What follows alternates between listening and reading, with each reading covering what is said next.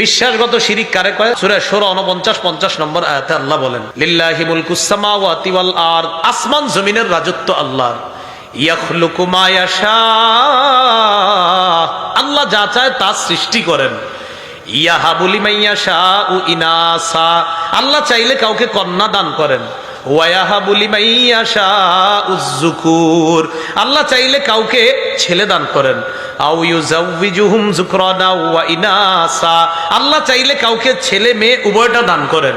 ওয়ায়াজআলু মান ইয়াশাউ আকীমা, আল্লাহ চাইলে ছেলেও দিবেন না মেয়েও দিবেন না, ওই নারীকে বন্ধা রাখবেন। এই ক্ষমতা কার? আল্লাহ। এটা আমাদের বিশ্বাস, এটা আমাদের বিশ্বাস।